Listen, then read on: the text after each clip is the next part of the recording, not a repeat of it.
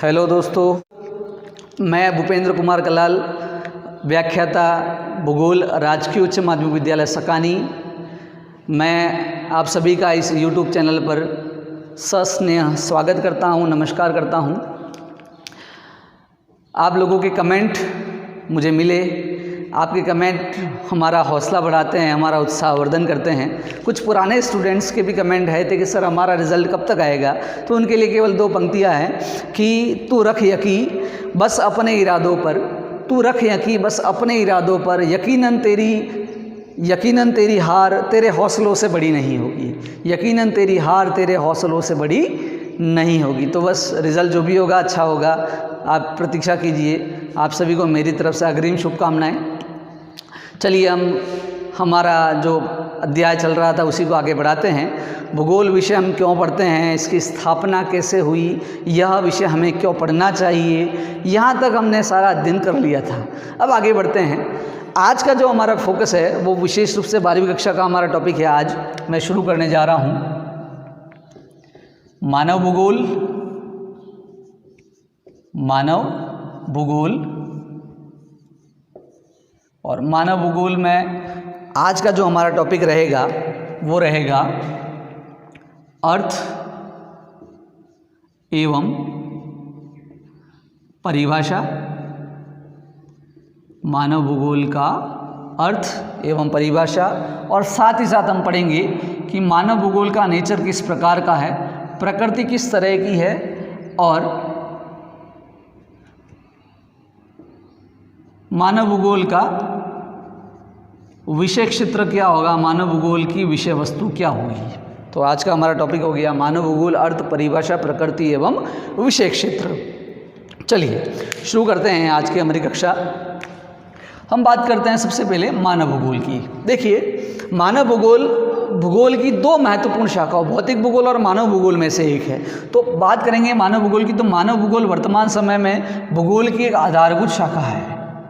भूगोल की एक आधारभूत शाखा है। ठीक, तो मानव भूगोल को हम भूगोल की आधारभूत शाखा कहेंगे। इसमें मानव भूगोल में मानव एवं उसके भौतिक वातावरण, मानव एवं उसके भौतिक वातावरण के संबंधों का अध्ययन किस में किया जाएगा, मानव भूगोल में किया जाएगा। तो मानव भूगोल की यदि परिभाषा, सरल शब्दों में यदि परिभाषा की बात की जाए तो मानव भूगोल में हम क्या पढ़ते हैं, मानव भूगोल की सरल शब्दों में परिभाषा क्या होगी, तो मानव एवं उसके भौतिक वातावरण, मानव एवं उसके भौतिक वातावरण के संबंधों का अध्ययन है। मानव भूगोल में किसका अध्ययन किया जाता है, मानव और उसके भौतिक वातावरण के बीच में जो संबंध है, जो कोरिलेशन है, जो अंतरक्रियाएं हो रही हैं, उन सभी अंतरक्रियाओं का अध्ययन किस में होगा, मानव भूगोल में होगा। तो मानव भूगोल की सिंपल सी परिभाषा होगी कि मानव भूगोल में मानव और भौतिक वातावरण के बीच होने वाले अंतर संबंधों, या मानव और भौतिक वातावरण के बीच जो संबंध हैं, उनके बीच होने वाली जो अंतरक्रियाएं हैं, उन सब का अध्ययन किस में होता है, मानव भूगोल में होता है। अब मानव भूगोल के स्थापना या मानव भूगोल के विकास की बात की जाए, संक्षेप में मैं मानव भूगोल का विकास आप लोगों को समझा देता हूँ। मानव भूगोल की विषय के रूप में जो स्थापना होती है वो होती है 18वीं शताब्दी में। कब होती है, 18वीं शताब्दी में। 18वीं शताब्दी में भूगोल के एक अति महत्वपूर्ण, बहुत महत्वपूर्ण, और कह सकते हो कि भूगोल को एक उन्नत शिखर पर ले जाने वाले एक प्रमुख विद्वान आए जिनका नाम है फ्रेडरिक रेटजेल। Friedrich Ratzel. ठीक, फ्रेडरिक रेटजेल को हम्बोल्ट और रीटर के साथ आधुनिक भूगोल के संस्थापकों में से एक गिना जाता है। कल मैंने आपको बताया था, अगली क्लास में, इससे पहले वाली क्लास में हम लोगों ने पढ़ लिया था कि आधुनिक मानव, एक तो चीर समतकाल या शास्त्रीय युग जो था वो एक तो यूनानियों के समय में था, जिसमें हिकेटियस और इरेटोस्थनीज आए थे, और एक दूसरा चीर समतकाल या कह सकते हो आधुनिक जो युग है जिसमें भूगोल उन्नत स्तर पर पहुंच गया, जब विद्यालयों में भूगोल को विषय के रूप में मान्यता मिल गई। तो उस विषय के रूप में आधुनिक युग में जो भूगोल को विषय के रूप में स्थापित करने का जो कार्य किया था वो Alexander von Humboldt, Friedrich Ratzel और कौन थे, Alexander von Humboldt, Friedrich Ratzel और कॉल रिटर, 3 जो महत्वपूर्ण विद्वान थे। तो उसमें से फ्रेडरिक रेडजेल जो हैं उन्हें हम यहाँ पर भी पढ़ते हैं। यहाँ पर क्यों पढ़ते हैं? क्योंकि 18वीं शताब्दी में इन्होंने मानव भूगोल को विषय के रूप में स्थापित करने का कार्य किया था। इनका भूगोल में योगदान इतना बृहद, इतना विशाल है कि इन्हें हम मानव भूगोल का संस्थापक कहते हैं। क्या कहते हैं? बहुत महत्वपूर्ण प्रश्न है कि मानव भूगोल का संस्थापक किसे कहा जाता है। तो मानव भूगोल का संस्थापक, मानव भूगोल का प्रणेता या मानव भूगोल का पिता जो है वो किसे कहते हैं? फ्रेडरिक रेडजेल को कहते हैं। 2 चीज़ें, 3 प्रश्न यहाँ कंप्लीट होते हैं कल और आज में मिला के, कोई कंफ्यूज नहीं होना तीनों में कि भूगोल का पिता कौन था। तो भूगोल का पिता था हमारा, भूगोल का पिता हम किसे कहते हैं? हमारे आदरणीय हिकेटियस महोदय को। हिकेटियस जो थे वो भूगोल के पिता हैं। व्यवस्थित भूगोल का पिता, जिसने भूगोल को और अधिक उन्नत बनाया, तो व्यवस्थित भूगोल का पिता किसे कहते हैं? व्यवस्थित भूगोल का पिता हम कहते हैं इरेटोस्थनीज को। और तीसरा प्रश्न यहाँ पे पिता से संबंधित या संस्थापकों से संबंधित आता है, फ्रेडरिक रेडजेल। इन्हें हम मानव भूगोल का संस्थापक या मानव भूगोल का प्रणेता कहते हैं। ठीक, चलिए आगे बढ़ते हैं। अब बात करते हैं फ्रेडरिक रेडजेल को मानव भूगोल का प्रणेता क्यों कहते हैं। तो ये फ्रेडरिक रेडजेल का और इससे पहले के जो विद्वान थे उन सब का फोकस भूगोल की अलग अलग शाखाओं पर रहा। विशेष रूप से भौतिक भूगोल उस समय बहुत अधिक मान्यता प्राप्त था। यूनानी समय से ही सबसे अधिक फोकस जो था वो भौगोलिक तत्वों की और या भौगोलिक तत्वों के समावेश को भूगोल में समावित करने पर रहा था। लेकिन फ्रेडरिक रेडजेल जो थे इन्होंने मानव भूगोल से संबंधित जो घटक हैं, मानव भूगोल से संबंधित जो विषय वस्तु है उसको अपनी पुस्तक में शामिल किया। फ्रेडरिक रेडजेल की एक महत्वपूर्ण पुस्तक आती है, सबसे महत्वपूर्ण पुस्तक जिसे कई विद्वान मानव भूगोल की प्रथम पुस्तक भी मानते हैं, जिसका नाम है एंथ्रोपोजोग्राफी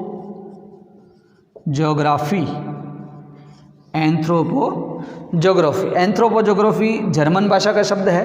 फ्रेडरिक रेडजेल के बारे में थोड़ा सा बता दूं। फ्रेडरिक रेडजेल का जन्म जर्मनी में पर्शिया के अंदर हुआ था। ठीक, इनका जन्म 30 अगस्त 1844 में हुआ और इनकी मृत्यु 9 अगस्त 1904 को हो जाती है।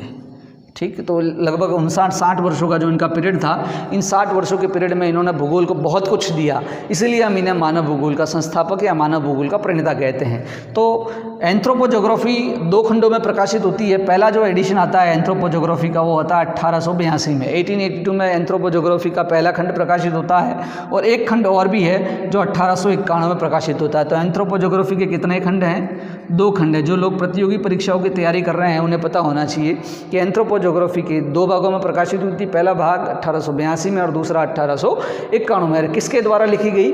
फ्रेडरिक रेडजेल के द्वारा। तो राजस्थान माध्यमिक शिक्षा बोर्ड में ये प्रश्न कई बार पूछा गया है कि फ्रेडरिक रेडजेल की पुस्तक का नाम बताइए या एंथ्रोपोजोग्राफी किसने लिखी है। प्रश्न को कई बार घुमा फिरा कर पूछ सकता है, लेकिन मूल यही है कि एंथ्रोपोजोग्राफी किसके द्वारा लिखी गई है? फ्रेडरिक रेडजेल के द्वारा लिखी गई। ये जर्मन भाषा का शब्द है, जिसका हिंदी में ट्रांसलेट करें तो वही शब्द निकलता है जो हमारा विषय है। कौन सा? मानव भूगोल। ठीक, तो 1882 में इनका पहला जो एंथ्रोपोजोग्राफी का जो खंड है वो प्रकाशित होता है। इसमें अधिकांश जो समावेश किया है वो सारा का सारा मानवीय तत्वों को इसमें सबसे अधिक समावेशित किया है। ठीक, तो ये तो हो गया मानव भूगोल का एक संक्षिप्त इतिहास कि किस तरह से मानव भूगोल को विषय के रूप में मान्यता मिली। चलिए अब आगे बढ़ते हैं। अब बात करते हैं मानव भूगोल की परिभाषा की। ठीक, मानव भूगोल की परिभाषा की यदि बात की जाए तो सबसे महत्वपूर्ण परिभाषा जो मानव भूगोल की है वो इनके संस्थापक जो हमारे मानव भूगोल के हैं फ्रेडरिक रेडजेल, उन्हीं के द्वारा दी गई है। तो मानव भूगोल के संस्थापक रेडजेल ने मानव भूगोल के लिए कहा है कि मानव भूगोल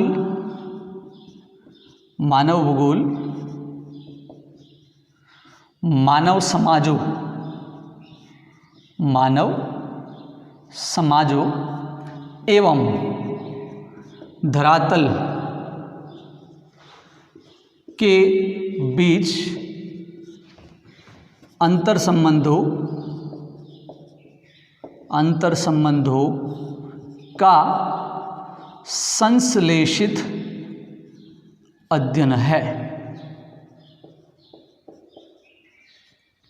ठीक, या मानव भूगोल में किसका अध्ययन किया जाता है? तो मानव समाज और धरातल के बीच अंतर संबंधों का संश्लेषित अध्ययन।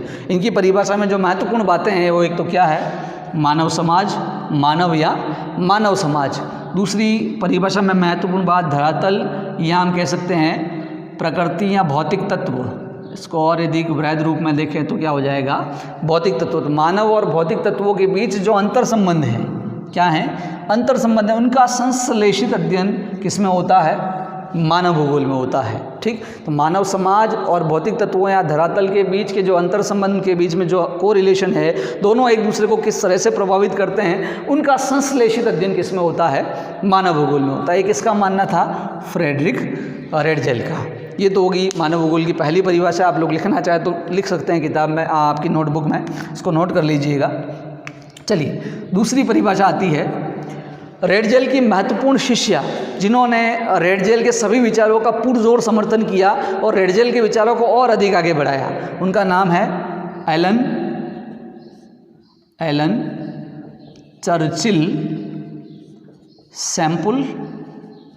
नहीं याद रहता पूरा नाम तो केवल सैम्पल याद कर सकते हैं, या चर्चिल सैम्पल याद कर सकते हैं, या ईसी सैम्पल याद कर सकते हैं। तो एलन चर्चिल सैम्पल जो रेडजेल की महत्वपूर्ण शिष्या थी। रेडजेल जर्मनी के निवासी थे, जर्मन ज्योग्राफर कहलाते हैं। सैम्पल अमेरिका की निवासी है, अमेरिकन ज्योग्राफर कहलाती है। ठीक, एलन चर्चिल सैम्पल ने कहा कि मानव भूगोल में चंचल मानव, शब्दों पर गौर करना, चंचल मानव एवं अस्थिर पृथ्वी, मानव भूगोल में चंचल मानव एवं अस्थिर पृथ्वी के परिवर्तनशील संबंधों का अध्ययन किया जाता है। ठीक, देखिए इनकी परिभाषा में 2-3 शब्द महत्वपूर्ण है। एक तो चंचल मानव, इन्होंने क्या माना? मानव कैसा है? चंचल है, क्रियाशील है, चंचल मानव। और दूसरा जो शब्द है इनकी परिभाषा में वो है अस्थिर पृथ्वी। तो चंचल मानव और अस्थिर पृथ्वी के परिवर्तनशील संबंध, इन्होंने गत्यात्मकता पर अधिक बल दिया है। किस पर अधिक बल दिया है? गत्यात्मकता पर। और रेडजेल ने संश्लेषित अध्ययन पर। किस पर? संश्लेषित अध्ययन पर। ठीक, तो चर्चिल सैम्पल की परिभाषा में चंचल मानव अस्थिर पृथ्वी के परिवर्तनशील संबंधों का अध्ययन किसमें होता है? मानव भूगोल में होता है। ये मानव भूगोल की 2 सर्वमान्य परिभाषाएं मानी जाती हैं। अक्सर बोर्ड परीक्षाओं में प्रश्न कई बार पूछा गया है कि ये परिभाषा किसने दी या ये परिभाषा किसने दी। तो रेडजेल मानव समाज, धरातल या भौतिक तत्वों के बीच के अंतर संबंधों का संश्लेषित अध्ययन, और रेडजेल ने चंचल मानव अस्थिर पृथ्वी के परिवर्तनशील संबंधों का अध्ययन। ठीक, तो ये दोनों की परिभाषाएं, एक की परिभाषा में गत्यात्मकता पर बल है, दूसरे की परिभाषा में संश्लेषित अध्ययन पर बल है। ठीक, ये मानव भूगोल की 2 सर्वमान्य परिभाषाएं हो जाती हैं। चलिए अब आगे बढ़ते हैं। मानव भूगोल की परिभाषा, उसका अर्थ हम लोगों ने देख लिया। अब बात करते हैं मानव भूगोल की प्रकृति। मानव भूगोल का नेचर किस तरह का है, प्रकृति किस तरह की है। देखिए, प्रकृति जो शब्द है वो अपने आप में ब्रॉड है। प्रकृति का मतलब है कि नेचर किस तरह का है। हम जैसे कि हम कहते हैं कि ये तो बहुत झगड़ालू प्रवृत्ति का है, इसका नेचर ही झगड़ालू है। ये बहुत शांत स्वभाव का है, शांत स्वभाव का जो है वो इसका नेचर है। तो नेचर का अर्थ है कि उसकी प्रकृति किस तरह की है, उसमें किन किन चीज़ों का समावेश है। है ना, कि उसमें मुख्य बात क्या है, मुख्य जो उसकी विशेषता है वो क्या है। तो यदि मानव भूगोल की प्रकृति की बात की जाए तो जैसे अर्थशास्त्र की प्रकृति की बात की जाए तो उसमें अर्थ से संबंधित बातों का अध्ययन होता है, इतिहास की बात की जाए तो ऐतिहासिक तत्वों का अध्ययन होता है। इसी तरह से मानव भूगोल की जो प्रकृति है उसके मूल में, उसके केंद्र में क्या है, मानव भूगोल की जो प्रकृति है उसके केंद्र में है मानव के क्रियाकलाप। मानव भूगोल के मूल में, मानव भूगोल की प्रकृति में मूल क्या है, मानव के क्रियाकलाप की। धरातल पर रहते हुए, पृथ्वी पर रहते हुए मानव क्या क्रियाकलाप कर रहा है, वो सब क्या है, मानव भूगोल की, मानव भूगोल का नेचर है, उसे मानव भूगोल की प्रकृति कह सकते हैं। तो देखिए मानव भूगोल का मूल ही मानव है, तो उसकी प्रकृति मानवीय क्रियाकलापों है, मानवीय जो घटनाएं हैं, मानव जो कार्य कर रहा है, जीवित रहने के लिए जिस प्रकार की भी क्रिया कर रहा है उसी के इर्द गिर्द घूमेगी। तो मानव भूगोल की प्रकृति में जो मूल बात है, या मानव भूगोल की प्रकृति को मुख्य रूप से हम क्या कह सकते हैं कि मानव के क्रियाकलाप। तो मानव भूगोल में मानव के सभी क्रियाकलापों का अध्ययन होता है। अब मानवीय क्रियाकलाप कैसे, तो वातावरण को कह सकते हो कि समझते हुए, है ना, कि मानव पृथ्वी पर रहते हुए जो भी क्रियाकलाप कर रहा है तो वो प्राकृतिक वातावरण से किस तरह से प्रभावित हो रहा है और अपनी क्रियाओं के द्वारा उस प्राकृतिक वातावरण को किस तरह से प्रभावित कर रहा है, इन दोनों चीज़ों का अध्ययन इसमें होता है। तो मानव भूगोल की प्रकृति जो है वो क्या है, मानवीय क्रियाकलापों का अध्ययन है कि मानव को पृथ्वी पर रहते हुए क्या क्या कार्य करने हैं, तो मानव क्या क्या कार्य करेगा, उन कार्यों का प्राकृतिक तत्वों पर क्या प्रभाव पड़ेगा, उन प्राकृतिक तत्वों पर जो प्रभाव पड़ रहे हैं उनका अध्ययन मानव भूगोल में हो रहा है ना। तो और मानवीय जो प्राकृतिक जो तत्व हैं वो मानवीय क्रियाकलापों को भी किस तरह से प्रभावित करते हैं, इन चीज़ों का अध्ययन मानव भूगोल की प्रकृति में होता है। ठीक, अब किसी क्षेत्र में मानव जो भी सामाजिक, सांस्कृतिक, आर्थिक, राजनीतिक जो भी कार्य कर रहा है तो उनका जो अध्ययन है वो भौतिक तत्वों को ध्यान में रखते हुए किया जाता है, यही मानव भूगोल की प्रकृति है। तो मानवीय क्रियाकलापों का अध्ययन करना है, मानवीय क्रियाकलाप जो है वही मानव भूगोल की प्रकृति के मूल में है। ठीक, तो इस तरह से मानव भूगोल की प्रकृति देख ली हम लोगों ने, मानव भूगोल का अर्थ, उसकी परिभाषा, उसका संक्षिप्त इतिहास देख लिया। अब आगे बढ़ते हैं मानव भूगोल के विषय क्षेत्र या मानव भूगोल की विषय वस्तु की तरफ। करते हैं मानव भूगोल के विषय क्षेत्र की। मानव भूगोल का अर्थ हमने अच्छे से समझ लिया, प्रकृति उसकी देख ली। अब बात करते हैं मानव भूगोल के विषय क्षेत्र की। मानव भूगोल में किन किन तत्वों का अध्ययन किया जाता है, या मानव भूगोल का विषय कितना वृहद है, उसमें क्या क्या कंटेंट हो सकते हैं, किन किन तत्वों को हम मानव भूगोल के अंदर रखकर अध्ययन करते हैं। तो मानव भूगोल की प्रकृति में 6 बिंदु महत्वपूर्ण हैं। 6 बिंदुओं को हम अच्छे से समझ लेते हैं। पहला बिंदु है जनसंख्या। जनसंख्या, देखिए मानव भूगोल का आधार ही मानव है, तो इसलिए जनसंख्या संबंधी जो घटक हैं सारे के सारे, उन सब का अध्ययन मानव भूगोल में होगा। ये मानव भूगोल की प्रमुख विषय वस्तु होगी। जनसंख्या संबंधी घटक की बात की जाए तो इसमें सर और क्या हो सकता है, तो इसे मैं और थोड़ा डिस्क्राइब करता हूँ। जनसंख्या संबंधी घटकों में जैसे कि जनसंख्या का वितरण है ना, जनसंख्या का घनत्व है, मानव की साक्षरता दर, किसी क्षेत्र विशेष में लोग कितने पढ़े लिखे हैं, लिंगानुपात अर्थात स्त्री और पुरुषों का अनुपात किस प्रकार का है ना, घनत्व अर्थात प्रति वर्ग किलोमीटर में कितने लोग रहते हैं, है ना। ये जो सारी चीज़ें हैं, मतलब पूरा का पूरा जनांकीय संगठन जो है उन सब का अध्ययन किस में होगा, मानव भूगोल में होगा। तो ये मानव भूगोल की प्रमुख विषय वस्तु कहलाएगी। देन सेकेंड, दूसरा बिंदु है प्रदेश के प्राकृतिक संसाधनों का अध्ययन। अब मानव पृथ्वी पर है तो ऐसे ही तो रह नहीं सकता है, उसे जीवन यापन करने के लिए कई तरह के क्रियाकलाप करने पड़ेंगे, है ना।